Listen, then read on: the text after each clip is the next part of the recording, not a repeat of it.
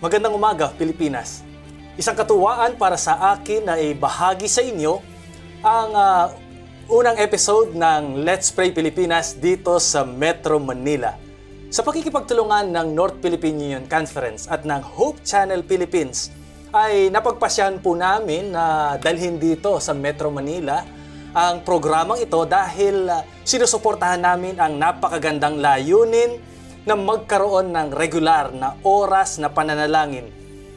Kaya nais kong ipakilala po sa inyo ang magiging kasama natin sa programang ito, si Miss Queenie Matias. Queenie? Hello po, good morning at welcome po sa Let's Pray Pilipinas. At si Miguel Villanueva.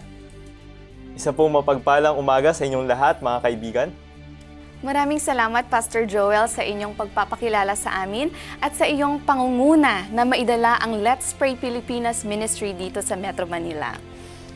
Mga kaibigan, sa ating unang episode ay pag-uusapan natin ang paksang Radical Gratitude at kung bakit importante talaga na magpasalamat tayo sa Diyos sa kahit anumang sitwasyon ng ating buhay. At makakasama pa rin natin sa kabuuan ng programa si Pastor Joel. Kaya sa ating mga minamahal na tagapanood, tumutok lamang tayo sa programa na kung saan sa panalangin, ikaw ay laging may kasama. Ako po si Miguel Villanueva. At ako naman po si Queenie Matias mula dito sa Hope Channel Philippines Metro Manila Studio. Ito ang Let's Pray Pilipinas, where you don't have to pray alone.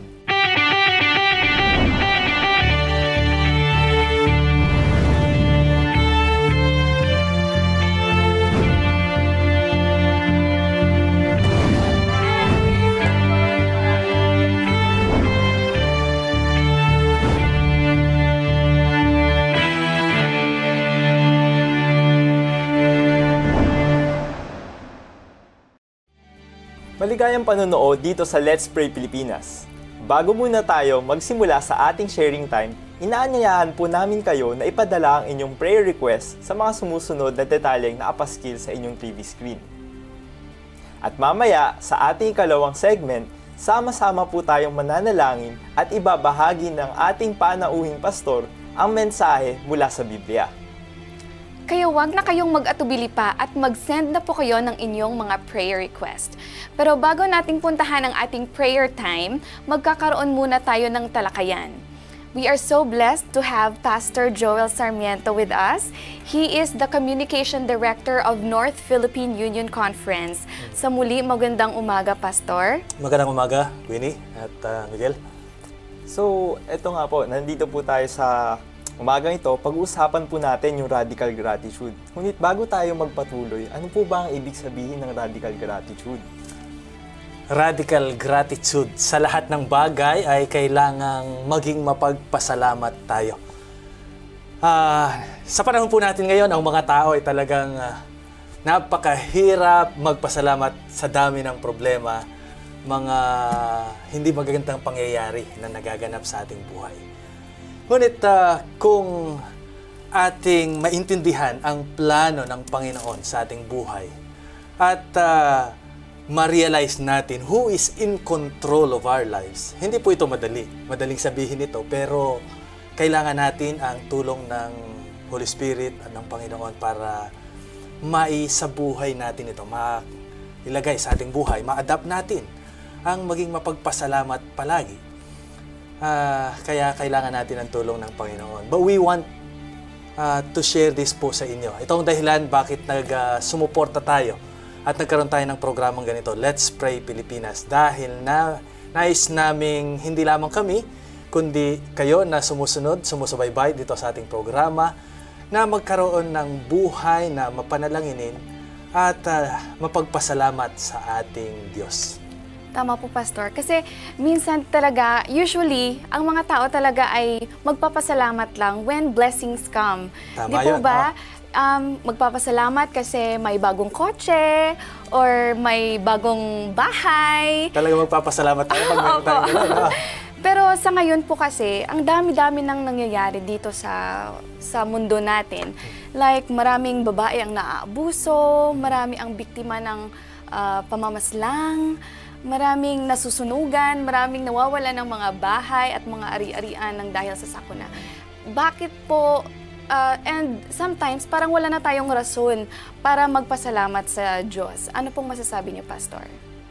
Yun nga, bilang tao, ang tendency natin ay ang makita ang ating mga suliranin. Ngunit kapag nagkaroon tayo ng paradigm shift, ibang pananaw sa tulong mismo ng Panginoon, ito po ay magiging bunga ng ating pagbabasa ng Biblia at malalim na relasyon sa Panginoon. We can only praise God, pasalamatan ng Panginoon sa lahat ng sitwasyon kung meron tayong personal at malalim na relasyon sa Kanya. Totoo. Hindi, madaling sabihin nga po ito. Madaling sabihin na magpasalamat tayo palagi. Ngunit kapag hindi natin kilala ang tunay na Diyos na makapangyarihan sa lahat, na handang tumulong sa atin, ay hindi natin ito kayang gawin. But when we place our life, inilagay natin ang ating buhay sa Kanyang kamay, anumang problema, suliranin ang ating madaanan, alam nating hindi niya tayo pababayaan. Tama po. Kaya we can always give thanks. Tama Opo. po. So, kaya nga po, napakahalagang maunawaan po natin na ang Panginoon, siya po ang may kakayahan lamang sa lahat ng mga bagay na ito, sa lahat ng mga suliranin. At doon po natin makikita lalo na yung ating pangangailangan sa Panginoon. Kapag nandoon yung nang sa gayon, lalo natin ma-appreciate yung kabutihan ng Diyos sa atin. So, punta na tayo sa Biblia at ayaw nating magbahagi ng maraming talata dahil gusto natin na maging simple at madaling unawaan ng ating mga taga-subaybay. Tama po. Ang ating paksang tinatalakay ngayon. Ang talata na babasahin mo uli ito mamaya sa 1 Thessalonians chapter 5 verse 18. Ito po ay bahagi ng sulat ni Pablo sa mga tao sa Thessalonica na nagpapaalala sa atin, in everything, give thanks, ang sabi. For this is the will of God in Christ Jesus for you. Sa lahat ng bagay ay magpasalamat tayo sa Panginoon. Nais ko pong ipaliwanag ito ng husto na sa lahat ng sitwasyon, sa lahat ng mga pangyayari or karanasan natin sa buhay, ay pwede tayong magpasalamat. Mahirap magpasalamat sa lahat ng ating mga karanasan. Ibig sabihin, halimbawa po, nakaranas tayo ng, of course, ang pinakamahirap na karanasan dito sa mundo ay yung mawalan ng mahal sa buhay.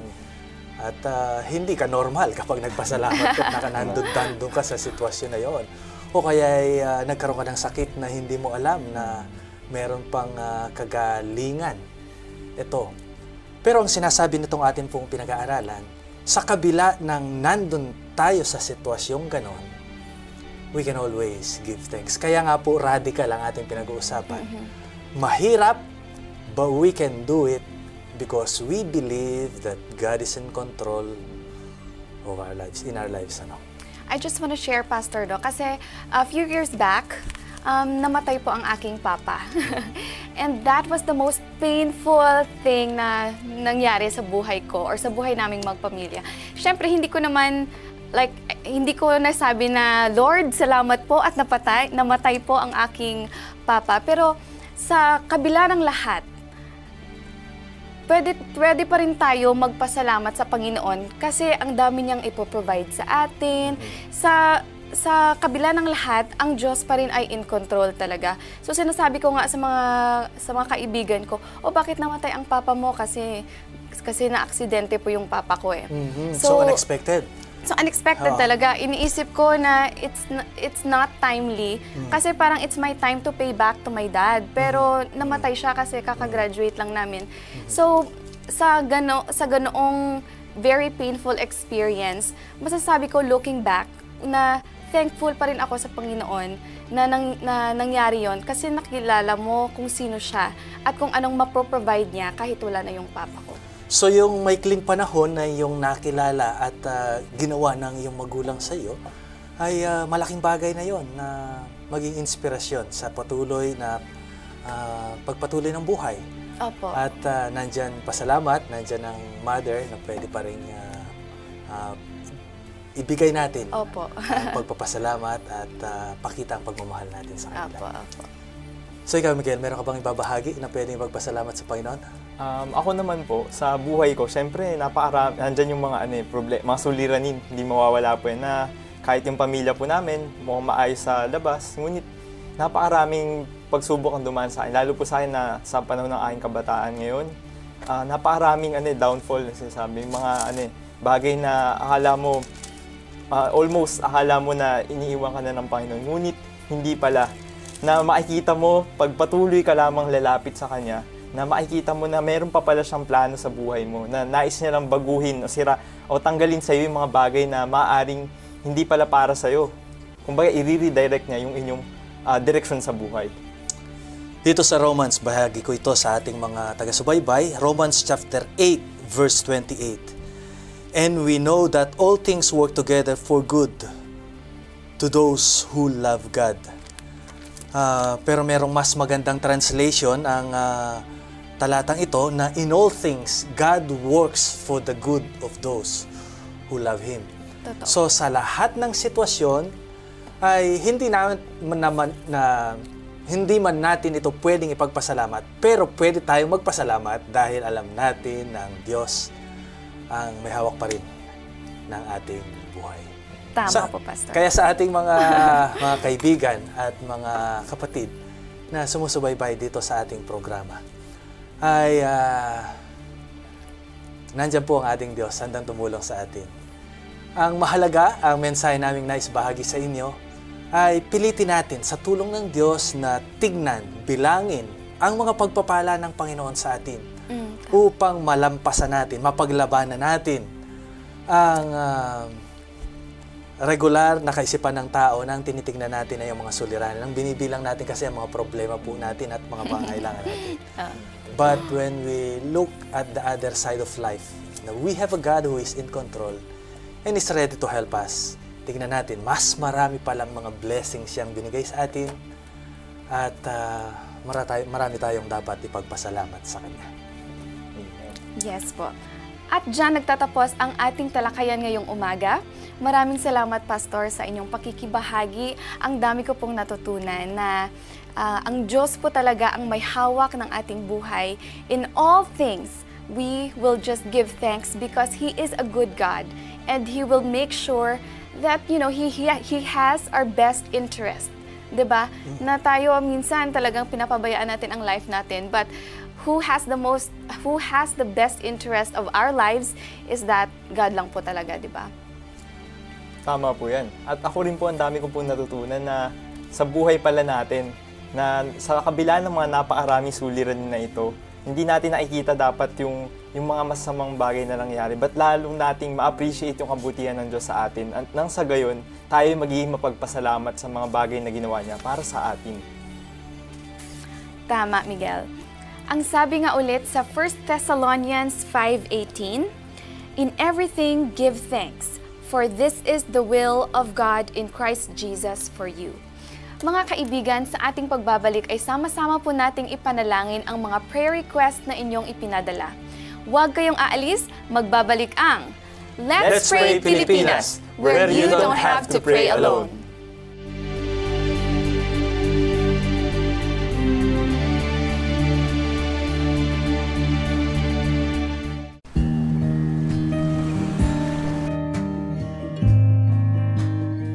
Every hour of every day, someone, somewhere is praying for the outpouring of the Holy Spirit.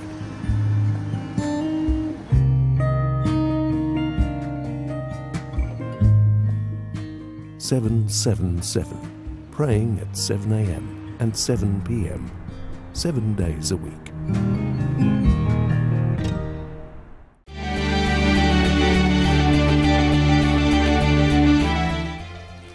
Welcome back dito sa Let's Pray Pilipinas. Dumako naman tayo ngayon sa ikalawang segment kung saan babasahin namin ang inyong mga pinadalang prayer request at praise reports. Ang praise reports po, ito po yung mga pinapadala ng mga pasasalamat sa mga nasagot na mga panalangin. So, una po, basahin po natin mula sa ating sender na number 3097. Ito po ang kanyang sabi. Good AM po. Salamat po sa Panginoon at sa Hope Channel sa prayers. Tumaas na po ang platelet counts ni Julian Mayre Danong from 7 to 95. Kumakain at umiinom na po siya. Thanks sa tulong nyo at God bless po. Ang susunod naman po ay nagmula kay Mrs. Martinez of Diplahan, Zamboanga, Sibugay. So, ang kanyang pong concern ay tungkol sa kanyang asawa na nasa Baguio. Good morning po. Thank you for the answered prayer because my husband would be coming in our home. At ngayon naman ay babasahin natin ang mga prayer request na inyong pinadala. Medyo madami yung mga prayer request na babasahin natin kasi nagmula pa ang mga prayer request na ito sa Let's Pray Pilipinas, Visayas at Mindanao. So we will start with prayer request number 1. From Miel Madrigal, 1,000 missionary in Zambia. Please pray for the midterms ng missionaries. Ministry namin dito sa Zambia at Palau 53rd batch who has been dispatched since this Saturday. So, we will also pray for Janica Colyamar and Mariel Givieso. Ito yung prayer request nila. We request your prayer for our hard-working parents. May God sustain their health and also for our nation. The negative stigma of mental health to change our environment. The negative stigma of mental health to change our environment at magising tayo sa katotohanan na gumalaw at alagaan ang ating kalikasan, lapit nang bumalik ang ating Diyos. And at the upcoming royal elections, may God bless our country, the Philippines. And next, we have from Givieso family, Esperanza Sultan Kudarat. Please pray for our Lola Norma Givieso for her fast recovery. She's undergoing dialysis right now. And number 4, from Giselle Nasataya. Ito po ay nagre-request siya na sana matuloy ang kanilang batch reunion sa 2020 ng Soigné Class 2008. Also a request from Chipin Vidal. More students for Ritz Integrated School in Balasan, Iloilo so they can compensate their working students for summer. And we also have number 7 from the fire victims in Libis. These are the families who lost their homes nang dahil sa fire, and they also need all the help that they can get to start anew.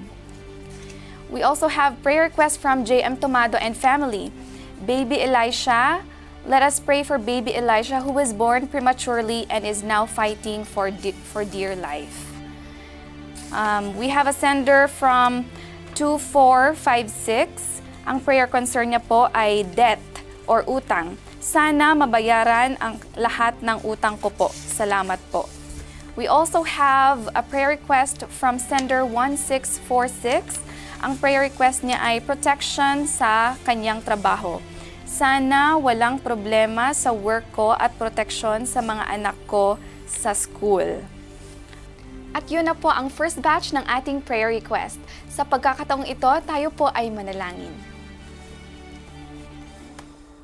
Ama naming Diyos na makapangyarihan at mapagpala, o Ama naming Diyos, kami po ay nagpapasalamat at Ikaw po ay pinapupurihan namin sa inyong mga kabutihan sa aming buhay, Panginoon Diyos.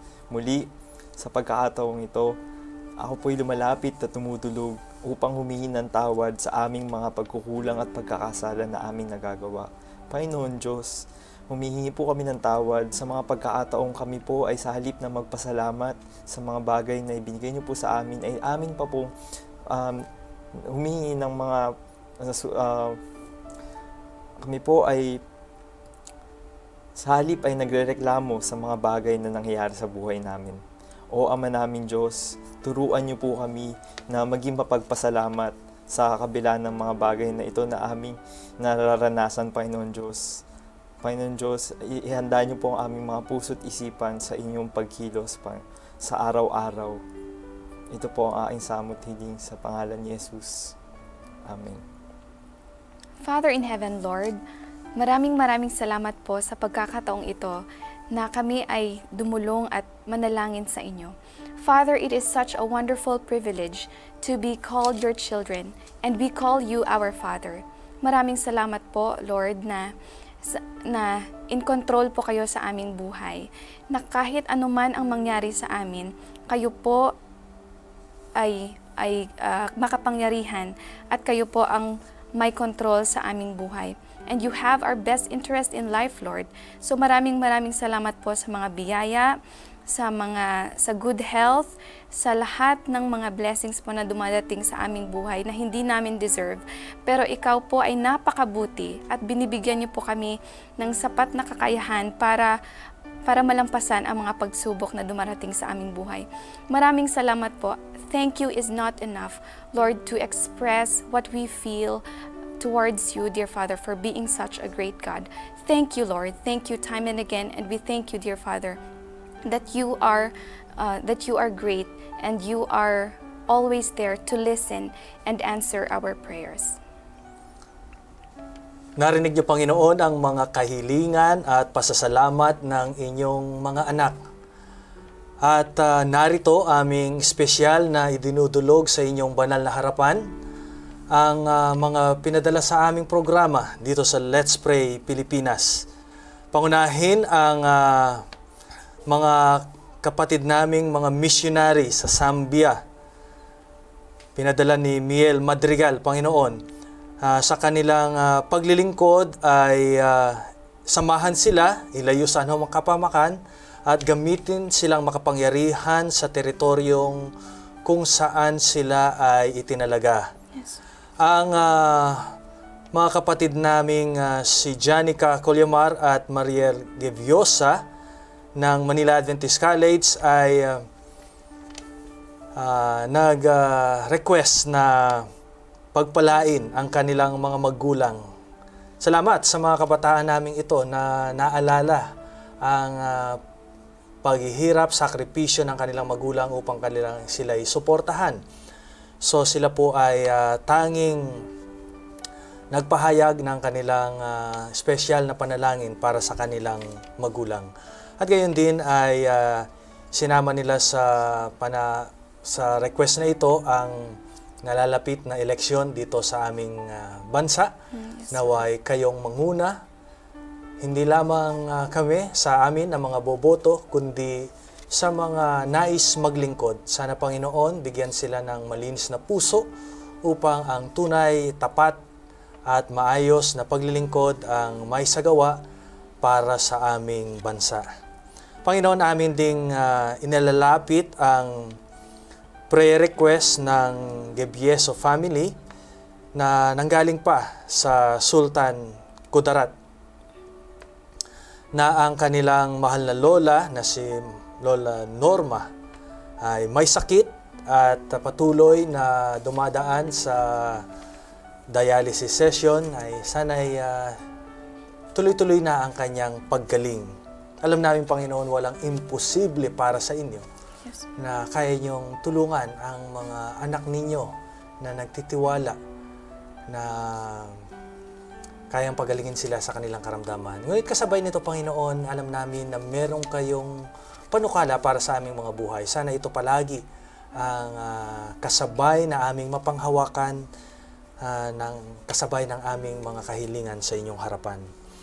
Ang Reunion Batch 2020 na nina Giselle Nasataya, Panginoon, amin din pong nilalapit sa inyo. Sana ito'y magtagumpay at patuloy ang pagkakaisa ng kanilang batch, ang kanilang maranasan. Nais din naming ilapit sa inyo, Panginoon, ang request ni Chipen Vidal. Dumami ang kanilang mga estudyante sa Bulusan, Iloilo. Ito po galing po sa Iloilo pa, upang matugunan ang pangangailangan ng kanilang mga working student. Alam namin, Panginoon, na malaking instrumento ang mga paaralan upang makilala kayo ng mga estudyante bilang kanilang Panginoon at tagapagligtas. Kaya sana'y marami pang mga estudyante ang dalhin nyo sa aming paaralan upang mas marami pang mga kabataan ang makakilala sa inyo. Ang mga pamilya po na naapektuhan ng sunog sa Libis ay amin ding itinataas sa inyong banal na harapan. Sana'y tulungan sila, Panginoon, na makaahon sa kanilang sitwasyong nadaanan. At gayon din ay kumilos kayo ng mga tao, makakatulong sila sa kanilang panimula. At sa kabila ng kanilang kalagayan, madamar pa rin nila na meron kaming isang Diyos na handang umalalay at tumulong sa kanila.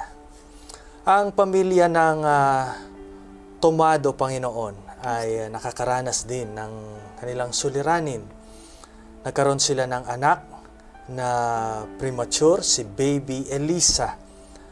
At ngayon ay patuloy na nakikipaglaban sa kanyang buhay, kasabay ng kanilang mga pangangailangang finansyal. Yes, O Diyos, umaasa po kami na gagamit kayo ng mga taong tutulong sa kanila at lalo na ang inyong presensya, ang kanilang madama sa panahon ng kalagayang ito.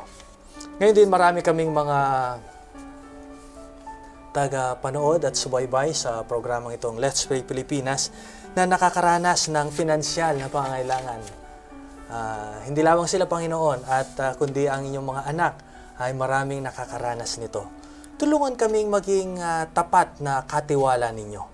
Mapangalagaan namin, mapangasiwaan namin ng maayos ang mga resources na inyong pinagkatiwala sa amin. Naway tulungan kami at ang kapatid namin na nag-request na makaahon sa kanyang finansyal na suliranin. Alam namin, Panginoon, kayang-kaya niyo po itong gawin. Tulungan kaming maging tapat ninyong katiwala. Ang